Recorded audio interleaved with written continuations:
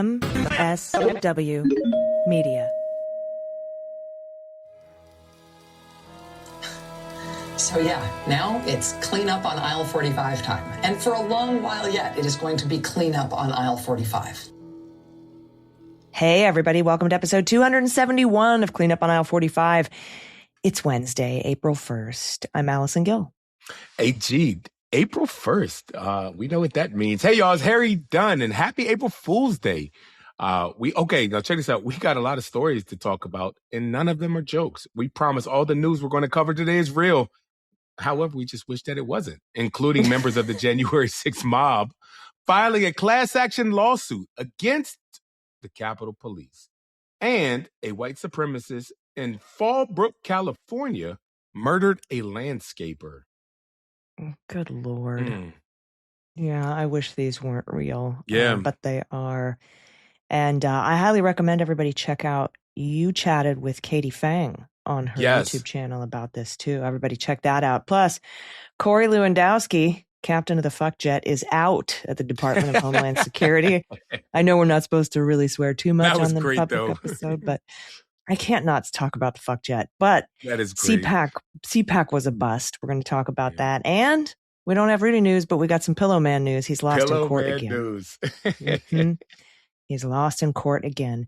But before we get to any of that, we have new patrons to thank, including a Sojourner, Wendy Engel Murphy, Todd Rodman, and Paula Keys. And then our Hall of Famers, David in Brooklyn, Mr. Half Speed, The Future is Not Looking Bright, Star Lennis, Joan Qualls, Kate, Just Kate, Joey Merck, Jana Highsmith, Mitchell, Fran Reichenbach, and Clover's Tree 73. Thank you so much for your support. We couldn't do this without you. We appreciate you supporting independent media. All right, we might as well dive into this bullshit story from Politico. Yeah.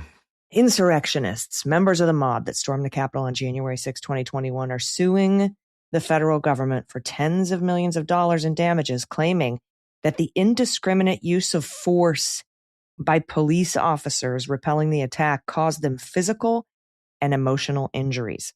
The lawsuit filed in Florida takes aim at the conduct of Capitol Police and Washington, D.C.'s Metropolitan Police Department, the MPD, whose outnumbered officers fended off the mob for hours while members of Congress fled.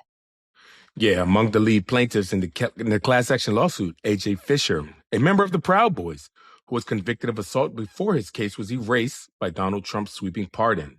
He sued along with Patrick and Maurice Sullivan, who described being present in the crowd that day, pelted with pepper balls, and afflicted with chemical spray. The Sullivans were not criminally charged for their conduct on January 6th. Fisher and the Sullivans are looking to represent a class of plaintiffs that include dozens of others present that day on the Capitol's West Front, the scene of the most violent confrontations between rioters and police.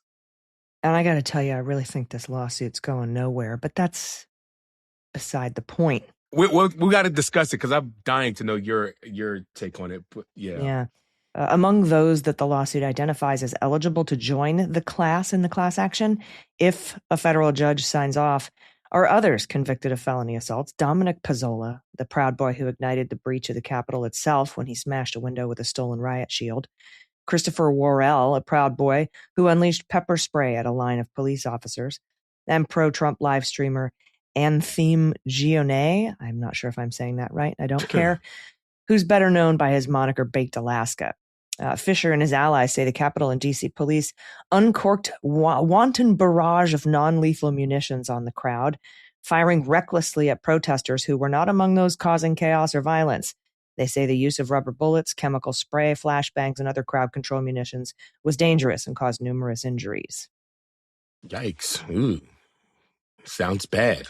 But too bad we saw it with our own eyes.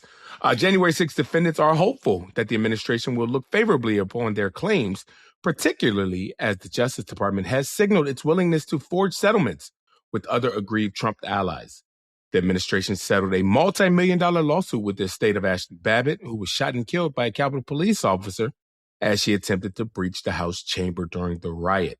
And last week, the administration inked a $1.25 million settlement with former National Security Advisor Michael Flynn, who once pleaded guilty about lying about lying with his contacts with Russian government officials in the weeks before Trump's first term.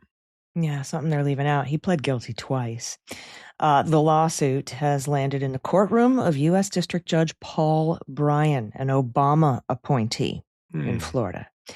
Now, Trump has spent 3 years since the attack downplaying the conduct of his supporters and claiming their subsequent prosecutions were evidence of the weaponization of law enforcement against conservatives. Members of that mob have become emboldened by Trump's pardon and have become fixtures in the political scene on the right.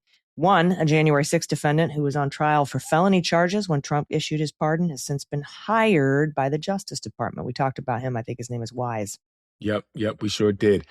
Deputy Attorney General Todd Blanche, speaking last week at the annual Conservative Political Action Conference, CPAC pointed to Trump's blanket pardon as evidence of the president's commitment to his base.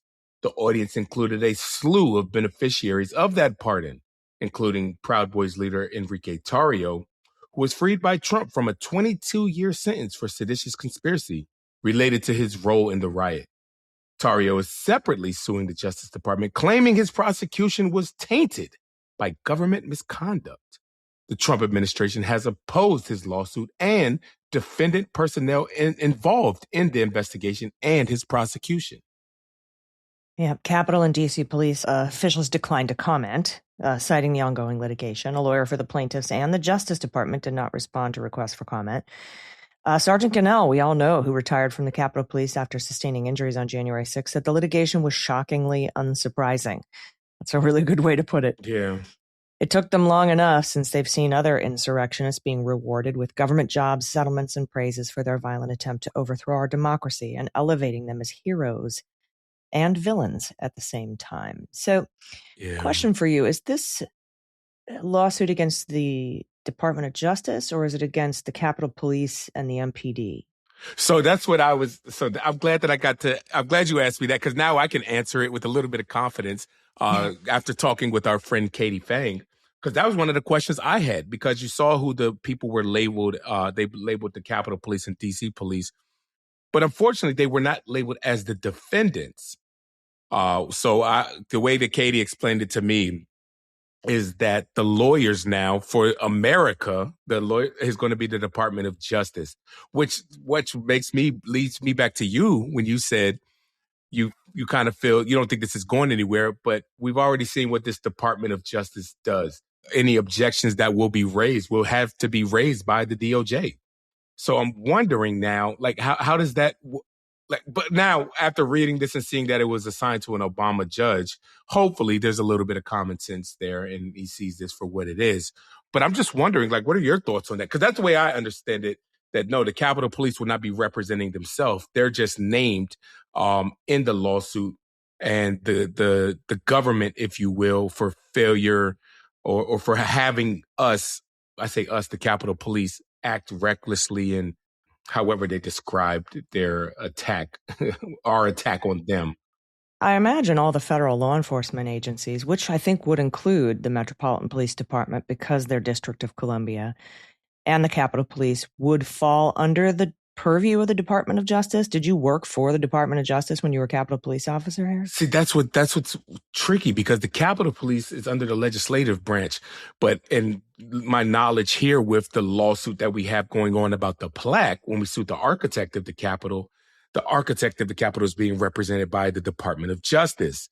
So I don't know. I feel like there's a lot of trickiness to this, and they're trying to circumvent something, which is why obviously it was filed in Florida.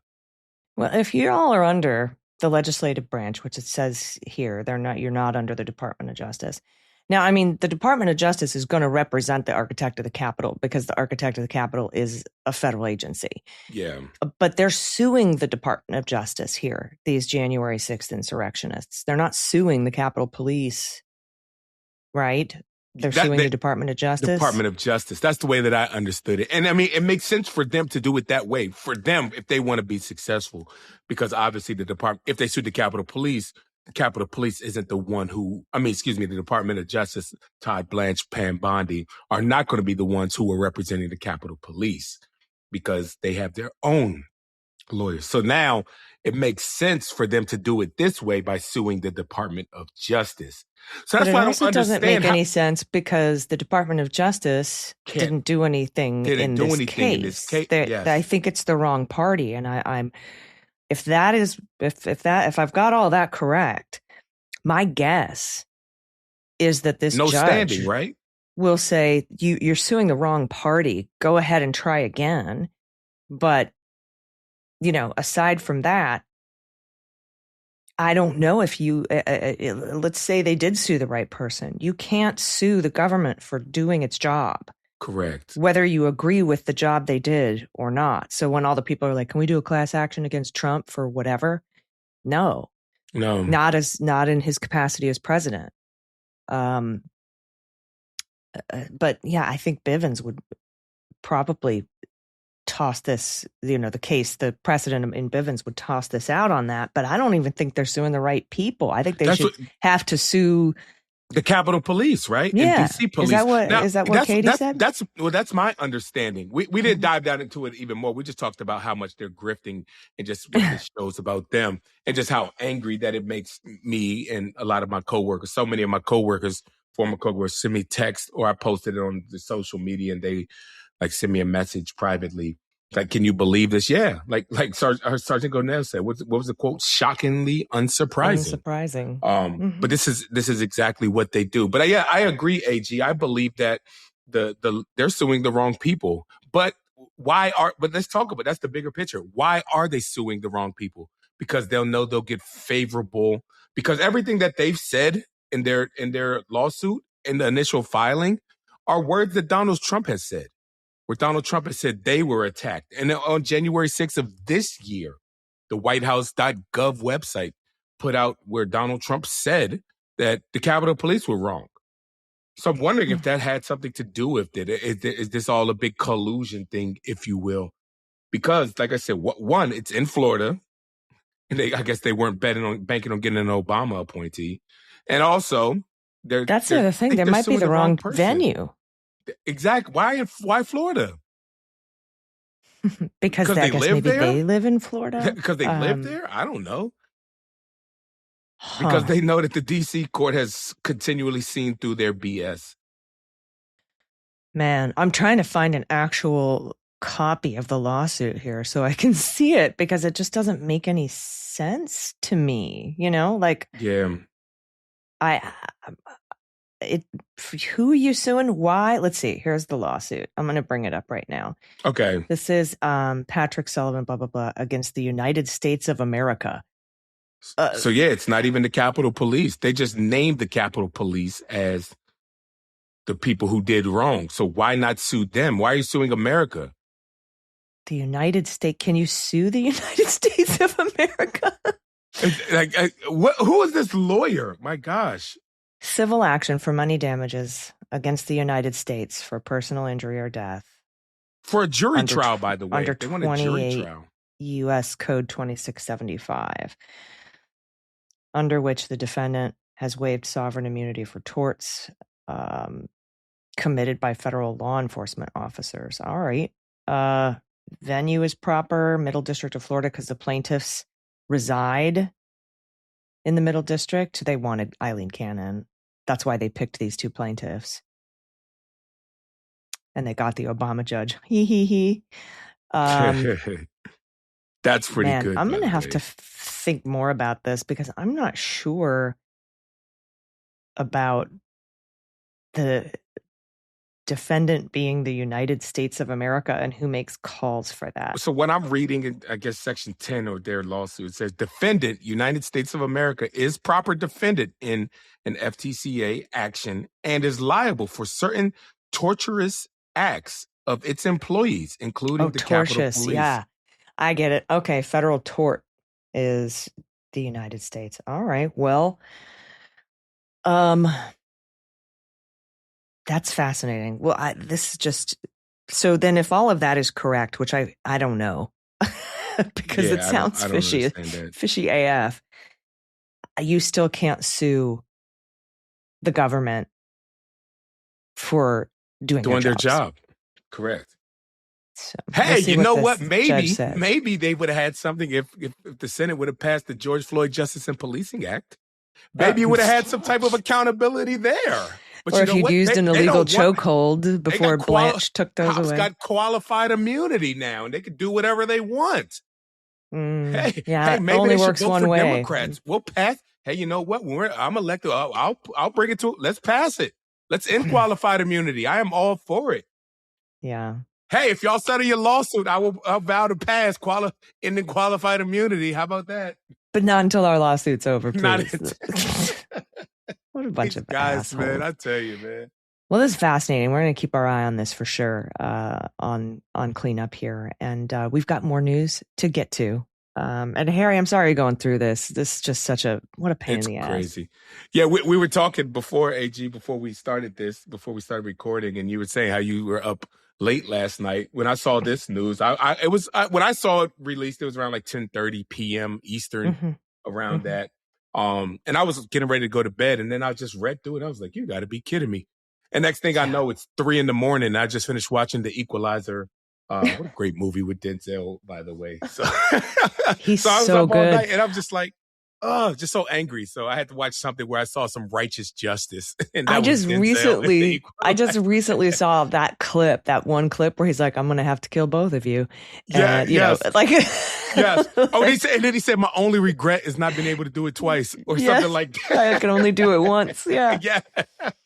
Oh, such a great film. Man. Such a great So actor. yes, it pisses me off. So just like, here we go. Yeah, I can't even imagine. But all also right, goes everybody. to the point, real quick, but it also goes to the point, AG, they keep bringing up January 6th. Like when you and I talk about it, or me and Michael Fanone or Sergeant Goodell, we're responding to crap like this. That should be the reply. Just, hey, get over January 6th already. That's the... What's the response? Get over Move it, on. y'all. It was 5 years ago. Get over it. God, move on. Trump won. It was a peaceful like party visit. Oh, that should be the response. It was a peaceful protest. Yeah. And Trump made you do it. It wasn't you. Get out of my face. All right. We got more news to get to, but we got to take a quick break. Stick around. We'll be right back. DeleteMe makes it easy, quick, and safe to remove your personal data online at a time when surveillance and data breaches are common enough to make everyone vulnerable. As someone with an active online presence, privacy matters to me a lot because once your information starts circulating, it can be hard to get back under control.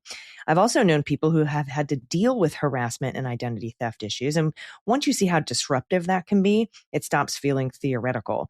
It becomes very clear that privacy is not just about convenience. It's about safety and peace of mind for you and all the people around you. Plus, all of these people taking all of our data and social security numbers from the IRS and giving it to DHS and going into our voter rolls or trying to get our voting records. I mean, that is what makes this so concerning. And it's the data brokers, right? They make money off your data, which means your private details become something that can be bought and sold. You're a commodity. You're a product.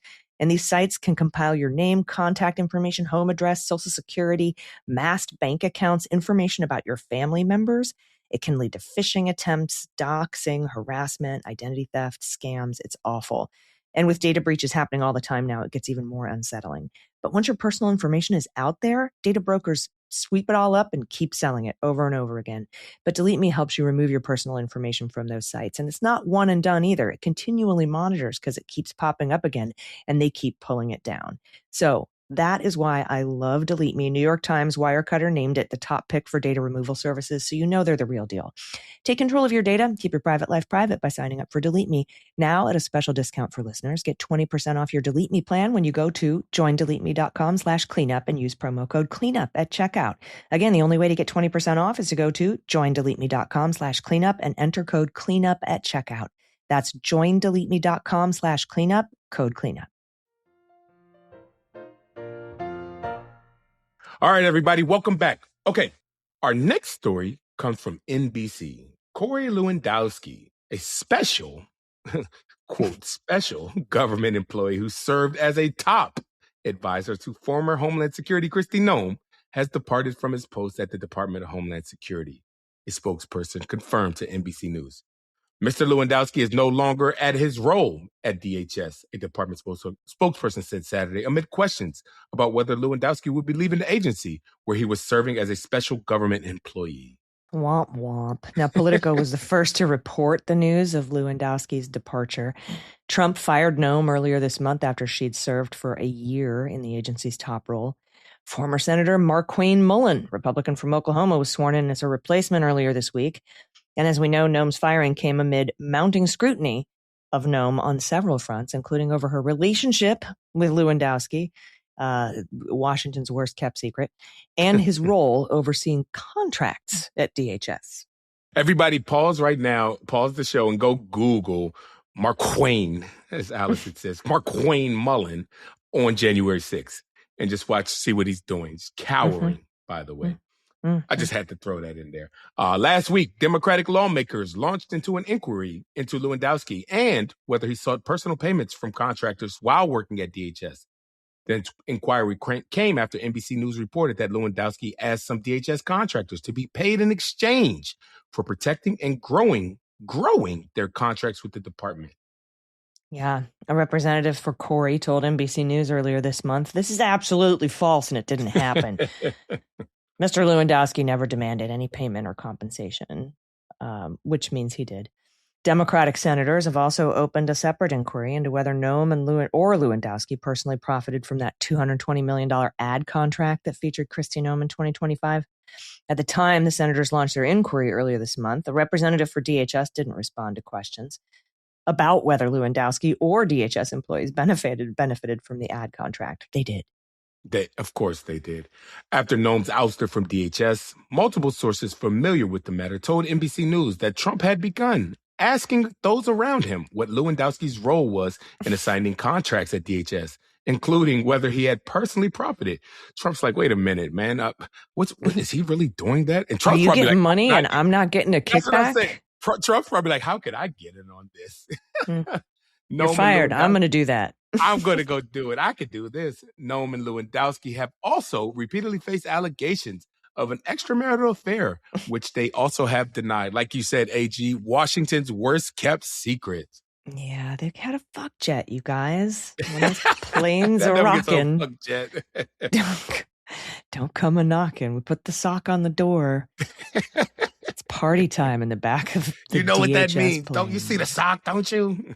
Oh, God damn. All right. Also from Raw Story, Marquayne, the new head of Homeland Security, arranged for a group promoting a debunked claim about election software linked to Venezuela being used to manipulate U.S. votes to meet with the Trump campaign 3 weeks before the 2024 election.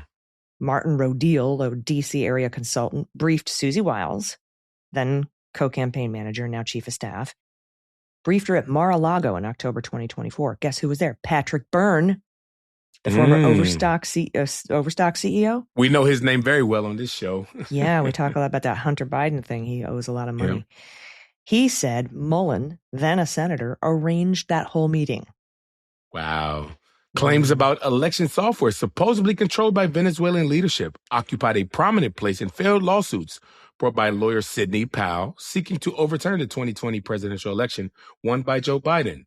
Now, in the wake of U.S. military strikes against Venezuela and Republicans facing political headwinds in the upcoming midterm elections, Trump allies with the ear of the administration have begun to revive the claims. Yep, so they can come in and seize voting machines, which the military, the Pentagon cannot do unless there is foreign election interference. And that's according to Rudy Giuliani. Okay. Patrick Byrne hailed the appointment of Mullen as fantastic, a fantastic decision in a Twitter post this month. And he went on to say Mullen got my partner into Mar-a-Lago in October of 2024, and that his associate spent 3 days briefing the team there on elections, Venezuela, and what had to be done November 5th. Byrne confirmed to Raw Story that his partner is Rodil. Yikes.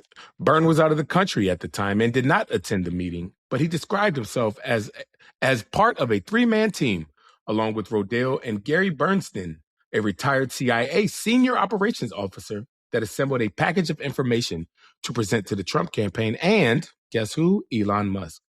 Bernstein, in turn, described Rodil in an interview with a far-right podcaster, Laura Logan, as his business partner, adding that Byrne bankrolled a group of Venezuelan whistleblowers that he and Rodil assembled. This sounds all really sketchy going on here, man. Yeah, and don't forget, Tulsi Gabbard went to Puerto Rico and seized voting machines while she was investigating Venezuelan interference in the 2020 election. Now, this group, by the way, claims Smartmatic had originally been created in Venezuela to fix elections and was controlled by Maduro and his predecessor, Hugo Chavez. In a separate interview with Logan in January, Rodil claimed that Cuba, China, Russia, and Iran have been manipulating U.S. elections through Venezuela-controlled election software. Bernstein and Byrne have said that Trump himself is aware of their claims, and their assertion is backed up by a Truth Social post in which it's on Truth Social. It must be true. In which the president amplified Logan's interview with Bernstein. We must focus all of our energy and might on election fraud, Trump wrote, while sharing a link to the video of Bernstein's interview. Yeah. So Mullen opened the doors at Mar-a-Lago to election deniers. In an interview with far-right podcaster Russian money taker Benny Johnson in December, Mark Quain signaled that he was open to considering unfounded claims that Venezuela could perpetrate fraud in American elections. Quote, Venezuela's been a hub for this. There's a relationship. This is Mark Quain Mullen's going to be in charge of election security. Yeah. Here's a relationship between China and Russia that's also involved in this. And we know they've been trying to get involved in our elections. We also know, did you admit Russia's been interfering in our elections? We also allowed those investors to be part of some of the stuff we thought was unpenetrable, which had been some of our election cycles and our election machines and the way we look to it. So that's his quote. I didn't screw that up. He's an idiot. He was a plumber before he was a member of Congress. Yeah, no shade to plumbers, though. But I'm not putting a plumber in charge of DHS, I would expect a plumber to have some counterintelligence experience. The point that I was making, it's like, appreciate our plumbers, but the point I'm making, he was a plumber, and now all of a sudden he's a expert into Russia, China, and Venezuela in stealing elections. I'm kind of surprised he hasn't put out some sort of weird video about how he's cleaning out the pipes of election interference or something. No shade. I mean, hell, I'm a police officer. I'm running for Congress, but I don't claim to be a foreign affairs guru at all. Right. What? You're not an expert at this, dude. I was a waitress at Denny's. Very cool job. Very honorable profession. Absolutely. I shouldn't be in charge of the Department of Homeland Security. Yeah, exactly. What the hell is going on? Oh, my gosh. Mullen has a history of election denial. As a House representative, Mullen voted against certifying Joe Biden as the winner of 2020.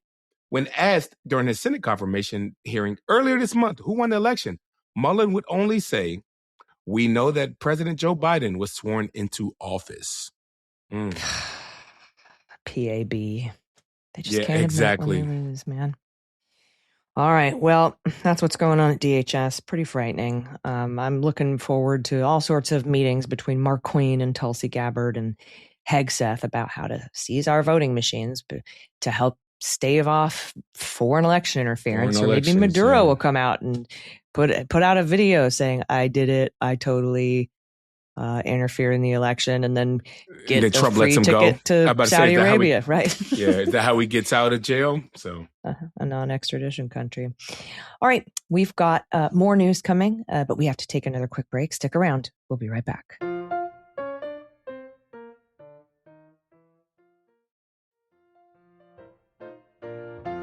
All right, everybody, welcome back. Next up from NBC7 San Diego, this is a disturbing story because this is here in my backyard. A Fallbrook man charged with shooting two men and killing one of them faced a judge on Thursday, just this past Thursday.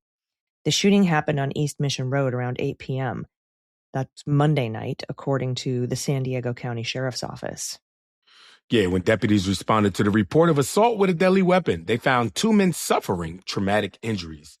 Family identified the victim as Martin Lucas. My dad was leaving from work, said Lucas's daughter Martina. My dad was on private property because he knew the owner of the house. Yeah, Lucas and his coworker, who Martina wasn't comfortable naming, were leaving their landscaping jobs for the day. She said they were sitting in their truck on Monday night while 70-year-old Michael Burke stood beside it holding a gun. Now, in a video posted on social media, Burke asks the men if they know Spanish and if they want to die today. Quote, "Do you want to die today? I'll kill you right now," he repeated before pointing the shotgun into the truck and firing. Lucas was driving and Martinez said he lost control of the truck that rolled down a hill, crashing into bushes. He died at the scene. That guy had no heart, killing him. Martinez said as she sat beside her mother and three brothers before Burke's first court hearing. If we get to say anything to his face, I would tell him that I hope he dies in there. That why did he kill my father? My father didn't deserve to die. Now, Burke has pled not guilty to murder, attempted murder, and shooting into an occupied vehicle. He will be back in court. Well, he was back in court, I should say, on March 27th. If convicted, he could spend 75 years to life in prison. So just a vicious, racist, white supremacist Nazi crime. But AG, look, I think that just goes back to the climate that we're in right now. When if you don't look like a white male or a straight white woman, then you are a target for these white supremacists. Yeah. Guys said, "Do you know English?" Like, yeah. Or if they didn't know Spanish, excuse me. But that's just the world that we live in now. You speak Spanish, and do you want to die today? And then just unbelievable. Fire into the vehicle. But we do have a little bit. I'm going to shift gears here and talk about a little bit of good news, because even though the right wing is so vicious and violent and awful, their numbers seem to be dwindling. And our next story about this comes from Mother Jones. It's about the CPAC convention. And in the days leading up to the week's opening of CPAC, which is the nation's oldest conservative political convention, organizers still seem to be holding out hope that some brighter MAGA luminary would agree to headline the event. The CPAC app and social media accounts offered a slow drip of news of newly confirmed speakers. There was the HUD secretary, a low-level HHS official, a Nigerian lawyer who advocates for Christians in his Muslim country. On March 21st, CPAC excitedly announced Todd Chrisley would be joining the lineup. Who? Todd who? Now, you could be forgiven for not knowing about Chrisley. He's a minor reality TV star. He was in prison until May of last year, serving a 12-year sentence for bank and tax fraud when Trump pardoned him. What Chrisley has to offer CPAC audiences is unclear.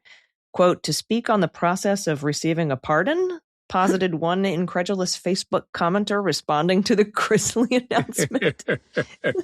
Oh, he's going to tell us how to receive pardons? Oh, my gosh.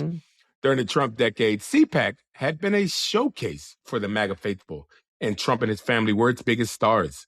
Trump himself first appeared at the event in 2011 when he was toying with the presidential run. He hasn't missed the event in a decade.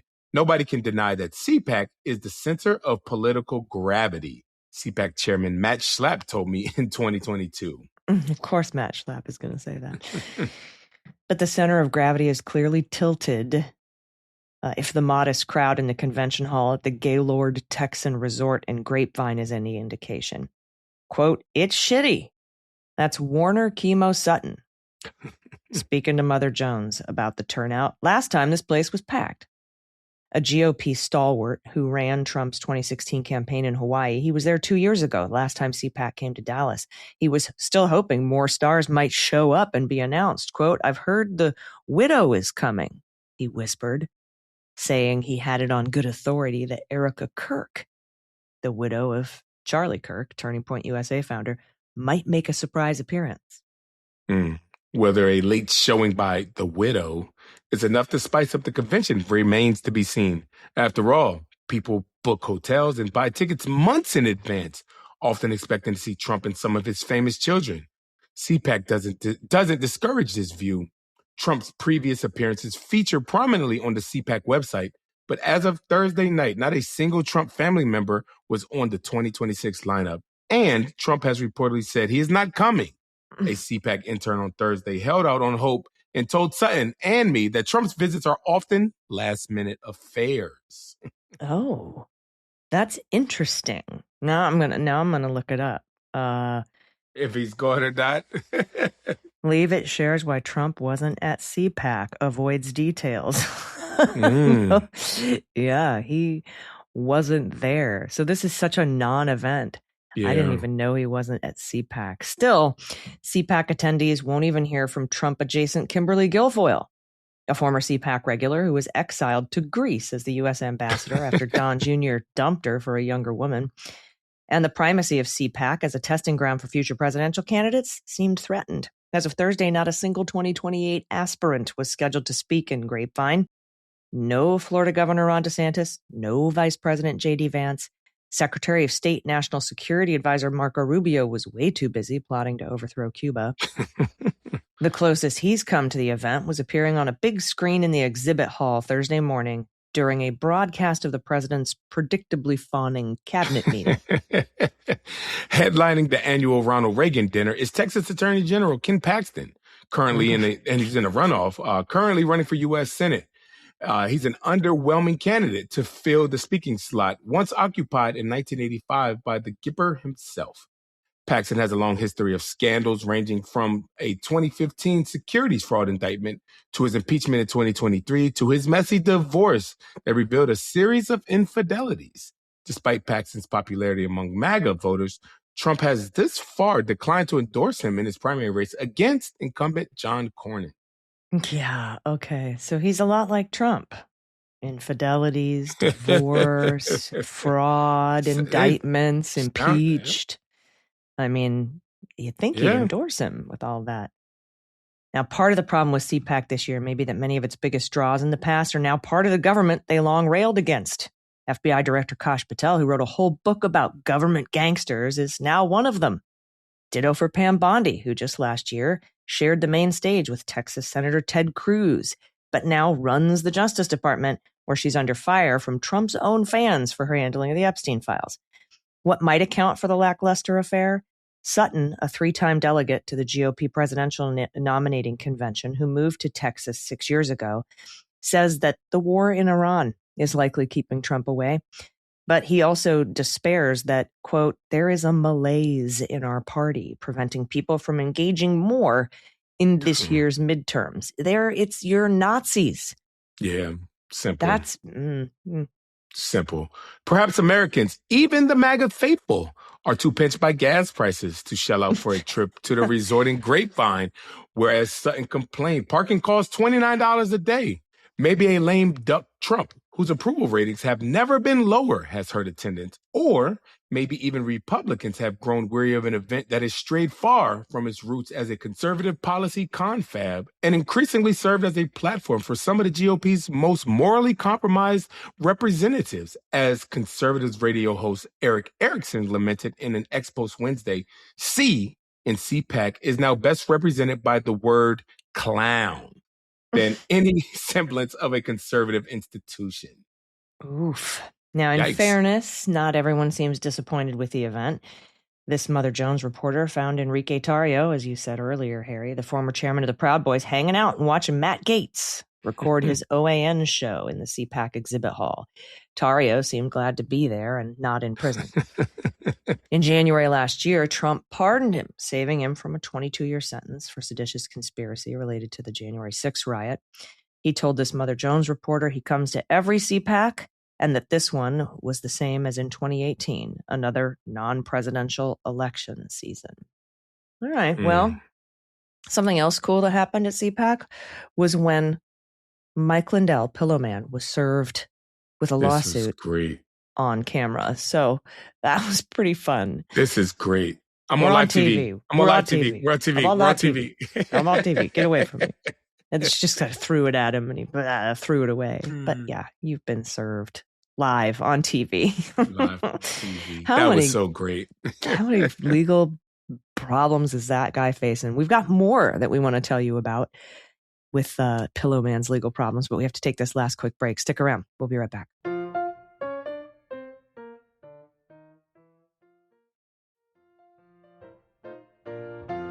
All right, everybody, welcome back. As Allison alluded to, we got some no Rudy news, but here's the Pillowman. And this is from MS Now. My Pillow CEO Mike Lindell not only lost his latest motion to overturn a defamation verdict related to the 2020 election, the judge also said lawyers for the media company he founded must explain why they shouldn't be fined and refer to their state bar's attorney for disciplinary proceedings. This is great. The double defeat came Wednesday from U.S. District Judge Nina Wang, a Joe Biden appointee in Colorado. She presided over the civil case in which a jury found the Minnesota gubernatorial hopeful and his media company, Frank Speech, liable for defaming Eric Coomer. The plaintiff had worked for the Dominion Voting Systems, a voting technology company targeted by Donald Trump and his supporters in connection with the election he lost to Joe Biden. Oh, man. So not only did she shoot him down on the, but she also was going to probably refer his lawyers to the Bar Association. They could be disbarred. Yeah. Wang rejected the post-trial motion challenging the verdict, which totaled over $2 million against the Pillow Man and Frank Speech. Through that company, Lindell broadcast his show, which included statements about Coomer and Dominion that led to the lawsuit. In her ruling, the judge recounted Coomer testifying that Lindell's statements accusing him of election rigging made the plaintiff unlikely to ever work in anything election-related again. Plus, the actions of Frank Speech's lawyers in defending against that motion led the judge to raise ethical concerns. Judge Wang noted that in their response to the plaintiff's motion to increase the damages, defense lawyers for Frank Speech, Christopher Kakarov and Jennifer DeMaster, cited a case as having been decided by an appeals court, but the judge observed that it was actually a trial-level ruling that the lawyers misleadingly described. Quote, a reasonable review by counsel would have alerted them to the error. No, they overlooked it. Wow. Incredibly, this sort of thing wasn't a one-off. The judge pointed out that she had already sanctioned the defense lawyers for this exact type of error, which the lawyers had said this was due to the use of artificial intelligence and mistakenly filing the wrong draft. The court cannot ignore this reoccurring conduct simply because the trial is over, Wang wrote Wednesday. So the judge gave Kakarov and DeMaster until April 8th to convince her why they shouldn't be sanctioned for their continued failure to check their citations as required by court rules, and why they shouldn't be referred to their state bars in Virginia and Wisconsin, respectively, for disciplinary proceedings. Have at it. Go get them. So not only is Lindell in trouble, his lawyers are in trouble. And you know Make attorneys get attorneys, MAGA. I love this for him and both of those attorneys. Well, maybe that's helpful for him. You know, like when you're running, they say, you need the publicity. So maybe he's just like, all right, just sue me so I can just say, hey, it's the deep state against me, you know. I need to raise another $100,000 so I can buy more of my own book. All right, everybody. That's the news, the real news, not the April Fool's news. All of it's real, and we're sorry. Yeah, sorry about that. Except that last bit was pretty good. That was I enjoyed that last story. So, thank you all for listening. We're going to be back in your ears next week. Harry, do you have any final thoughts before we get out of here, my friend? No, nothing really. Just the No Kings, right? Like that was great when we No Kings. It was great energy. I love seeing all the signs, all the people, everybody out there. You got to be out there, AG, speaking. I got to be out there speaking, and I got to do it as a candidate too. So that was cool. Fantastic being out there and just trying to get people to vote for me. And we're feeling encouraged about where we are right now. And, June 23rd. June 23rd, everybody.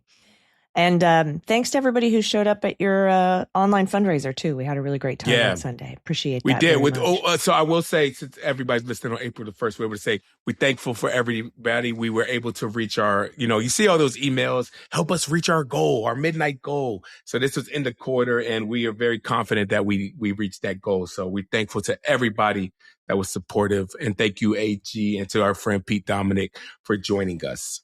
Heck yeah. No problem, my friend. All right, everybody. Thanks so much for listening to Clean Up on Aisle 45. We'll see you next week. I'm Allison Gill. Harry Dunn. Thanks, y'all. Clean Up on Aisle 45 is written, researched, and produced by Allison Gill with editing by Molly Hockey. Our art and logo design are by Joelle Reeder and Moxie Design Studios, and our music is composed and performed by Adam Orr. Cleanup on Aisle 45 is a proud member of the MSW Media Network, a collection of creator-owned podcasts dedicated to news, politics, and justice. For more information, visit mswmedia.com.